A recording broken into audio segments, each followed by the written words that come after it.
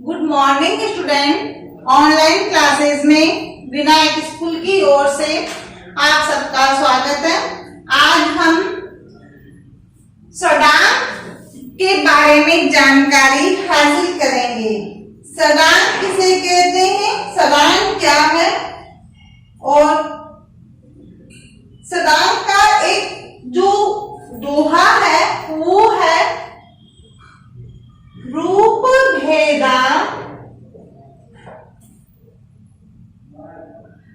भेदा है प्रमाणानि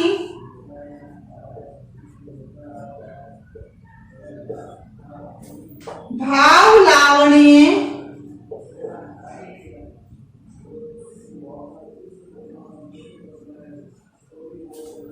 योजनम।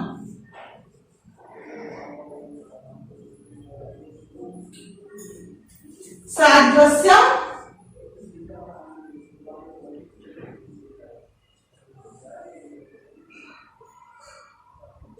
वर्णिका भंगम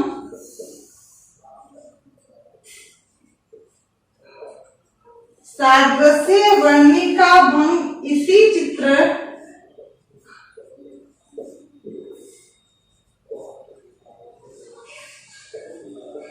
सडग कम।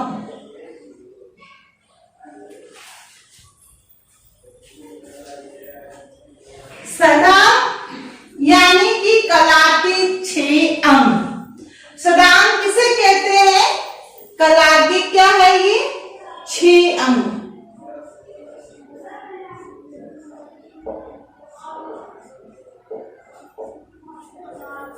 कला के 6 अंग भारतीय चित्रकला के सड़ंग।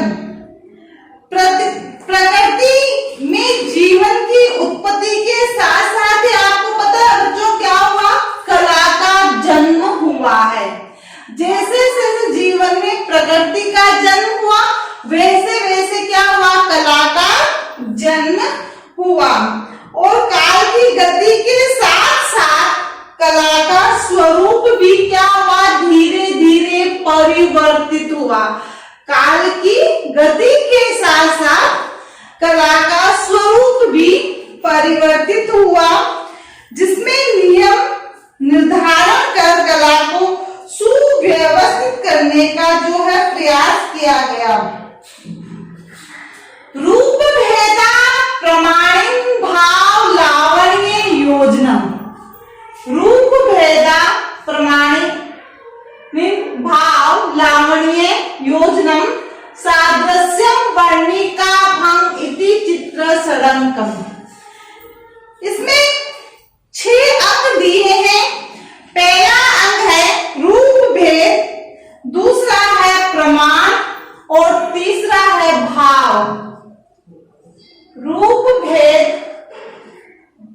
पहला, दूसरा है प्रमाण और तीसरा है भाव। क्या है बेटे, भाव लावण्य योजना। चौथा हो गया भाव के बाद लावण्य योजना।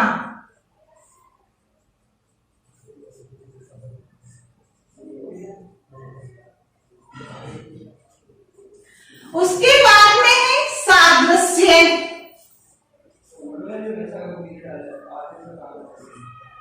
और छठा है वर्णिका भंग।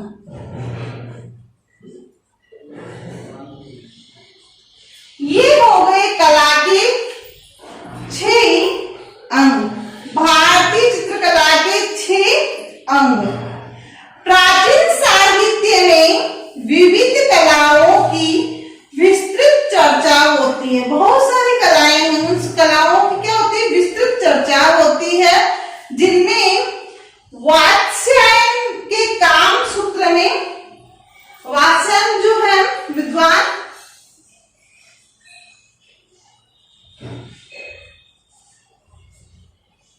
की पुस्तक है काम सूत्र में 64 प्रकार की कला का वर्णन मिलता है। वात्स्यायन जो है विद्वान, उन्होंने अपनी पुस्तक कामसूत्र में 64 प्रकार की कलाओं का वर्णन किया है और उसने 64 प्रकार की कलाओं में चित्रकला को जो है चौथे स्थान पर रखा है। चित्रकला को चौथे स्थान पे।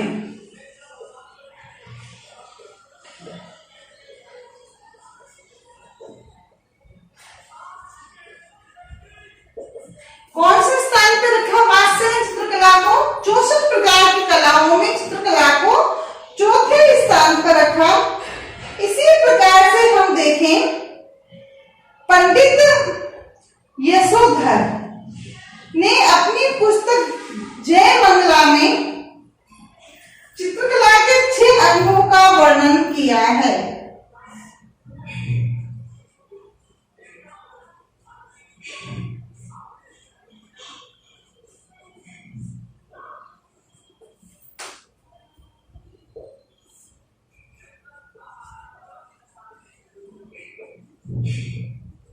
यशोधर पंडित की पुस्तक का नाम है जयमंगला और जयमंगला में चित्रकला के 6 अंगों का वर्णन किया है।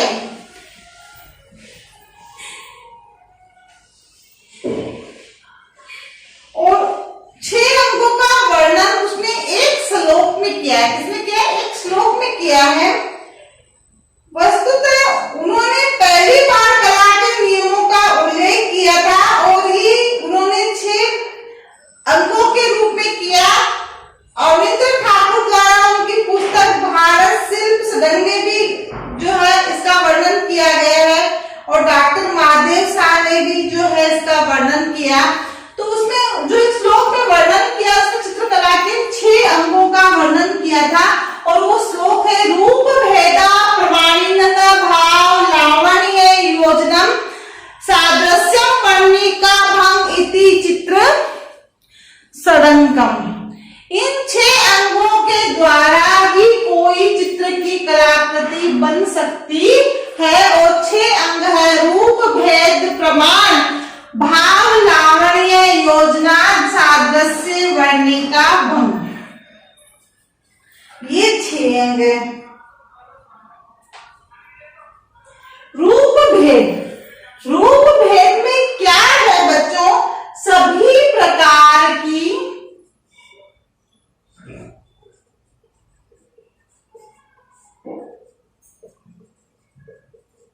आकृतियां।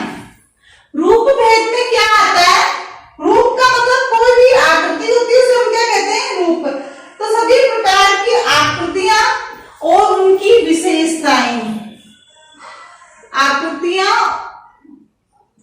और उनकी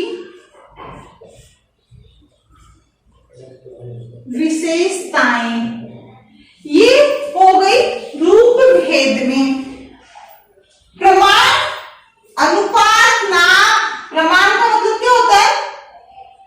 अनुपात। कोई भी आकृति बनाते हैं हम तो उसका कितना अनुपात होना चाहिए, कितनी बड़ी है कितनी छोटी आकृति, उसका अनुपात, नाप या उसकी शरीर की रचना तथा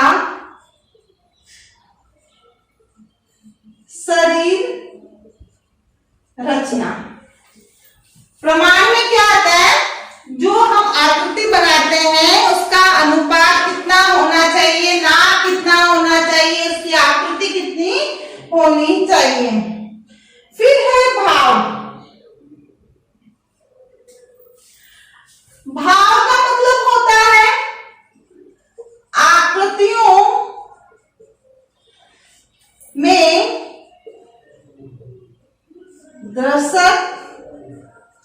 भाव का मतलब होता है आकृतियों में दर्शक को चित्रकार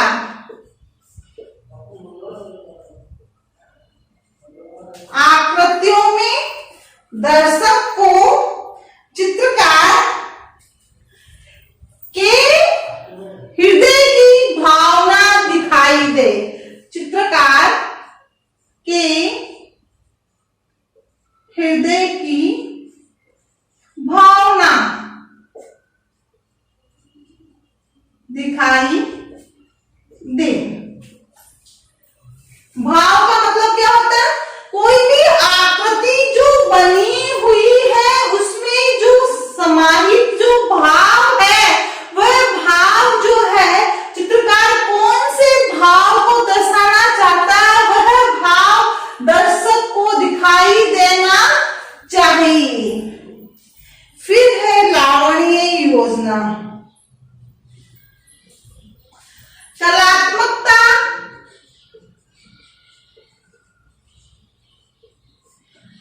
लावण्य योजना का मतलब होता है कलात्मकता का सौंदर्य जो है उसका समावेश।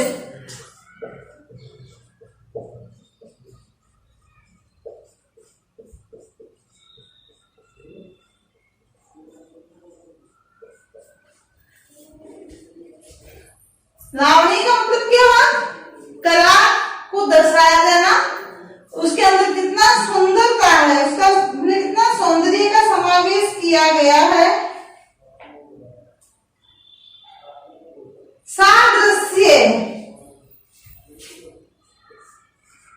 रूपों की समान आकृति। सादृश्य, मैं एक स्थान पे गई और वहां का मैंने दृश्य देखा, कितने सुंदर दृश्य है, कितने अच्छा झरना है, कितने अच्छे पहाड़, देखो पेड़ कितने सुंदर है। मैंने वहां के दृश्य को देखा, घर आई, मेरे मन में वही दृश्य बार बार दिखाई दे रहा, नजर में आ रहा है। मैंने एक पृष्ठ लिया, पेंसिल ली और उसी दृश्य को मैंने बना दिया, कलाकृति तैयार कर दी, यानी सादृश्य, वैसे का वैसा दृश्य मैंने बना दिया। तो रूपों की समान आकृति ही सादृश्य कहलाती है। मैंने कोई भी आकृति को देखा, उसे उसके समान ही उसको बना दिया। वर्णिका भंग, वर्ण का मतलब होता है रंग,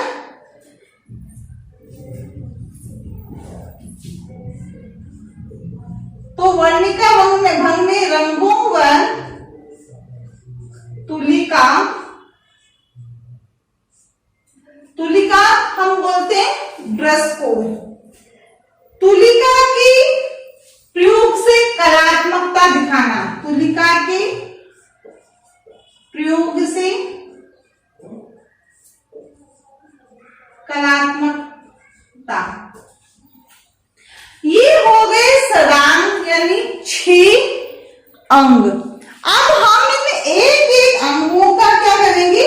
वर्णन देखेंगे। रूप भेद, रूप भेद यानी सभी प्रकार की आकृति और उनकी विशेषता।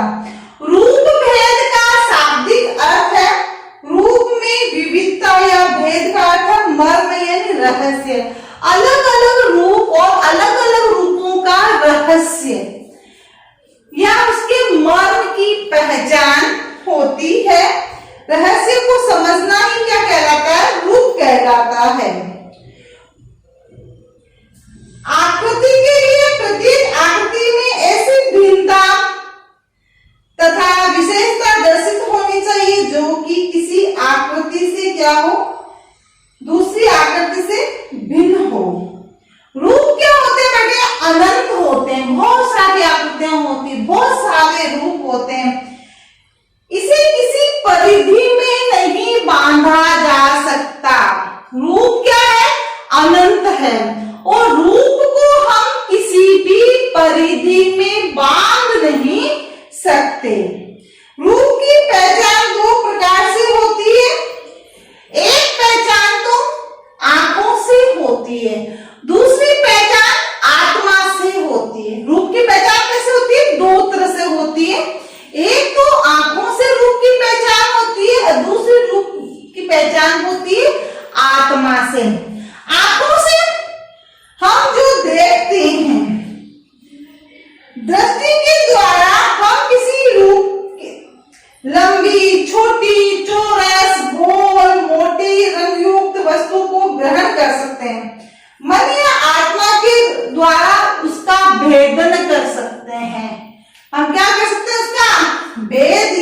स्वरूप को समझा जा सकता है आत्मा के द्वारा, मन के द्वारा, कि इसका भेद कैसा है, ये कैसा है, इसका स्वरूप कैसा है। लेकिन आंख के द्वारा हम उस वस्तु को गोल है, चपटी है, छोटी है, मोटी है, रंगीन है, रंगी है, कैसी है, हर प्रकार से हम उसको देख सकते हैं। तो रूप को भी हम दो दृष्टि से देख सकते हैं।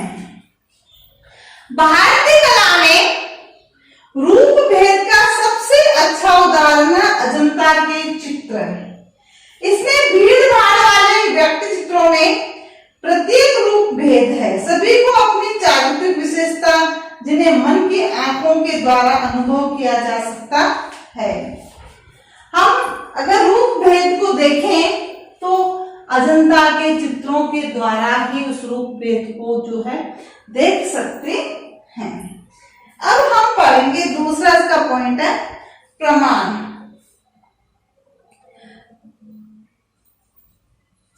प्रमाण वस्तु जो बना रहे हैं उस वस्तु को निर्मित करने से पहले हम उसका नाप देखेंगे, उसकी लंबाई कितनी है, उसकी चौड़ाई कितनी है, उसकी ऊंचाई कितनी है, ये वस्तु जो हमारे पास अंतराल है उस पे किस आकार में बनाई जाएगी, ये है प्रमाण।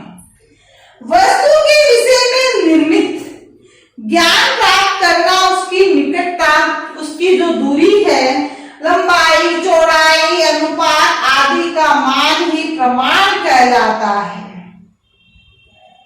प्रत्येक कलाकार में पर्याप्त प्रमाण शक्ति का होना क्या बेटे आवश्यक है, तभी वह अपनी कृति में चित्रकला के इस विशेष गुण का जो है समावेश कर सकता है। पुरुष और स्त्री की लंबाई में भेद, उनके समस्त अवयवों का समावेश का क्रम, देवताओं और मनुष्य चित्रों में कद का मान आदि बातों का प्रमाण भी निर्धारित किया जा सकता है। मैंने आपको एक बार पहले भी बताया था कि मानव आकृति से देवताओं की आकृति विशाल बनाई जाती है, कुछ बड़ी बनाई जाती है, और प्रमाण में जो समुद्र की दूरी है और आकाश के विस्तार आदि को एक छोटे धरातल पर प्रस्तुत किया जा सकता है। फिर है भाव।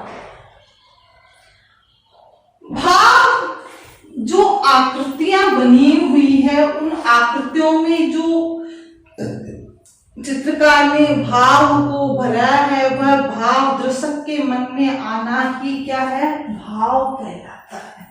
वही भाव मनुष्य के मन में आना है।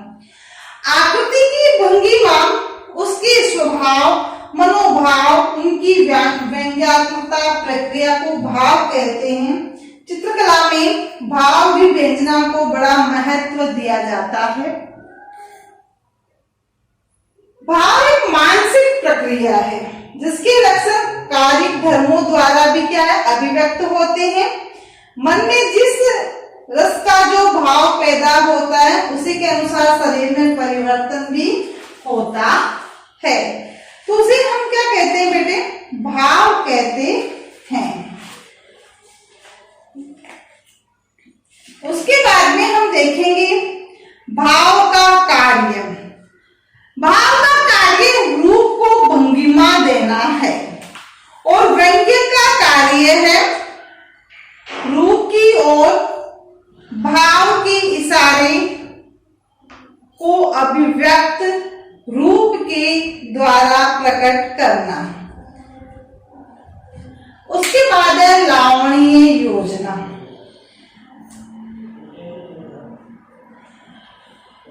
रूप की संचिति या परिमिति के लिए लावणीय शब्द का जो है प्रयोग किया जाता है। लावणीय योजना जो कला है, उसकी कला को जो बनाया गया है उसकी परिमिति के लिए लावणीय शब्द का प्रयोग किया जाता है।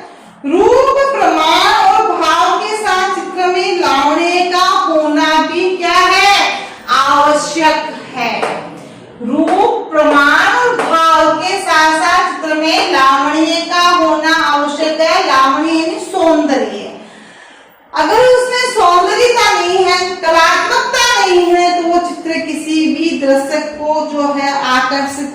कर सकता।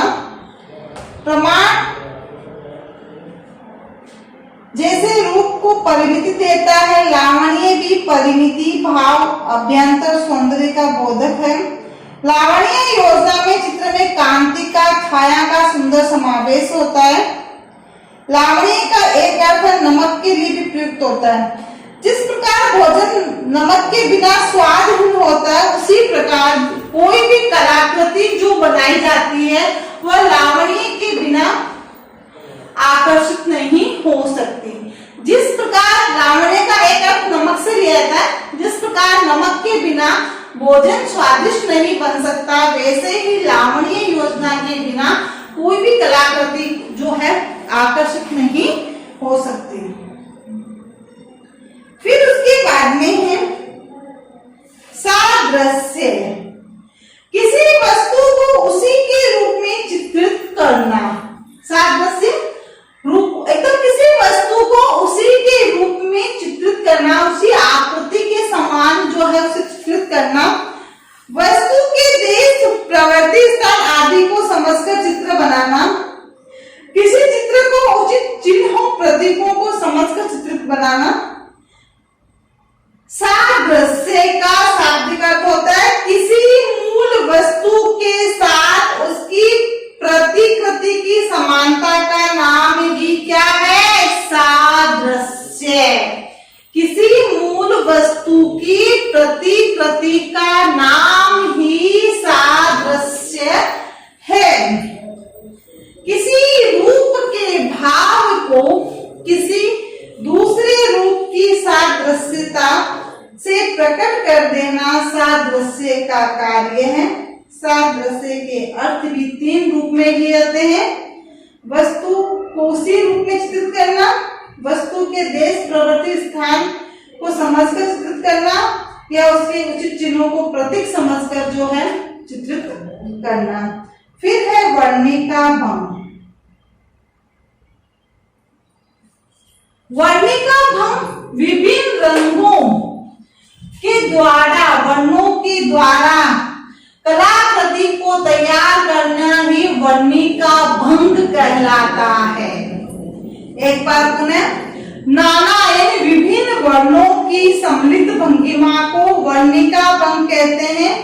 किसी स्थान पर किसी रंग का प्रयोग करना तथा किसी रंग के समीप किसी रंग का संयोजन होना चाहिए। ये सभी बातें वर्णिका भंग के द्वारा ही जानी जा सकती है। रंगों के भेदभाव से ही हम वस्तु की विभिन्नता व्यक्त करने में समर्थ हो सकते हैं। चित्र सडंगों में वर्णिका भंग का स्थान सबसे बाद में स्थित दिया गया है, क्योंकि सडंग साधना का चरम बिंदु है। शेष 5 अंगों की सिद्धि हम कागज पर बिना एक ही रेखा खींचे केवल मन और दृष्टि की गंभीर चिंतना के द्वारा भी कर सकते हैं, किंतु वर्णिका भंग के ज्ञान के लिए हमें हाथ में तुलिका लेकर दीर्घ अभ्यास करना ही क्या होगा? पड़ेगा। बिना रंगों और तुलिका के प्रयोग के हम किसी भी कलाकृति को तैयार नहीं कर सकते। तो सलाम यानी कला के 6 अंग रूप भेदा प्रमाणिन भाव लावण्य योजनम सादृश्यम वर्णिका भंग इति चित्ररंगम, यानी कि कला के 6 अंग है रूप भेद प्रमाण भाव लावण्य योजना सादृश्य वर्णिका भंग। वात्स्यायन ने अपने काम सूत्र में 64 प्रकार की कलाओं का वर्णन किया है और पंडित यशोधर ने जय मंगला में चित्रकला के 6 अंगों का वर्णन किया है। इसे अमरिंद्र नाथ ठाकुर ने भी अपनी जो है पुस्तक में इन 6 अंगों का वर्णन किया है। ये 6 अंग है।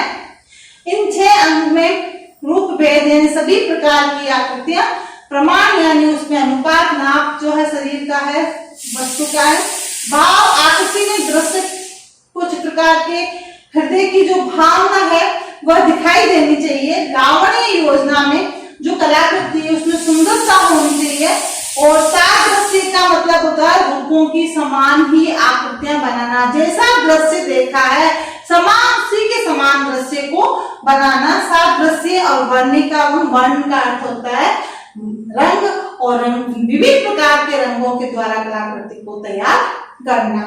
तो इस प्रकार से हमारा जो है षडांग का चैप्टर कंप्लीट हुआ। टॉपिक षडांग का टॉपिक ये क्या हो गया बेटे, कंप्लीट हो गया। कितने अंग, कला के 6 अंग। कला के तत्व भी कितने पढ़े हमने, 6 तत्व के बारे में हमने जानकारी हासिल की।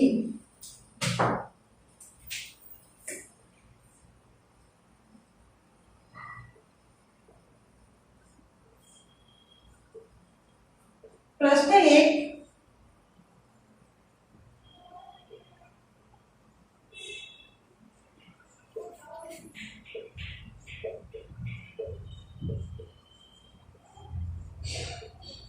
वात्स्यायन की पुस्तक का नाम बताइए। उसमें किसने, पुस्तक में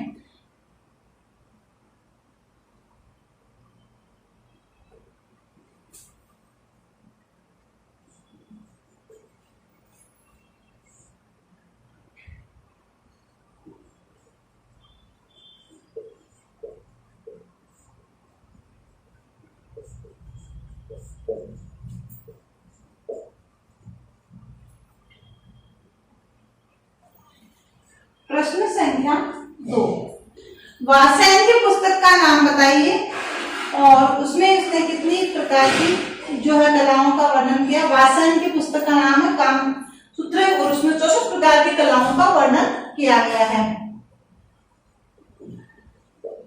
यशोधर पंडित की पुस्तक का नाम बताइए।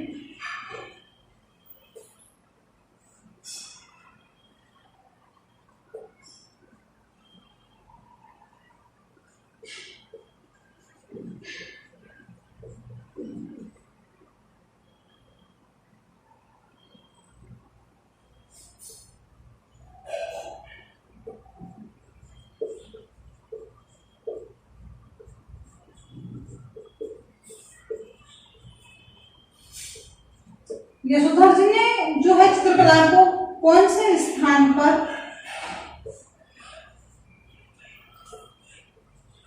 रखा, तो पंडित ईश्वर की पुस्तक का नाम और उसमें जो है चित्रकला को उन्होंने कौन से स्थान पर रखा है, तो जय मंगला उनकी पुस्तक का नाम है। चित्रकला को 4थे स्थान पर रखा है और चित्रकला को 6 भागों में बांटा है। तो पंडित ईश्वर का ये वर्णन हुआ। और प्रश्न संख्या 3, षडांग किसे कहते हैं।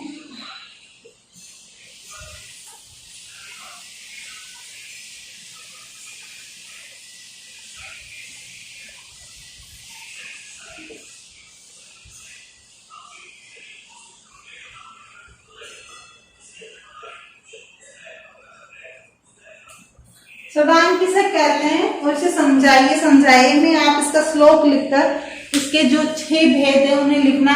और शुरू में उन 6 भेद का जो मैंने एक लाइन में जो वर्णन दिया है उन एक लाइन के वर्णन को देते हुए आप जो है इस प्रश्न को करेंगे। ज्यादा विस्तार से नहीं करना है, एक लाइन का वर्णन ही 6 अंगों का देना है। इस प्रकार से ये 3 प्रश्न आप अपने अभ्यास पुस्तिका में करेंगे। Thank you.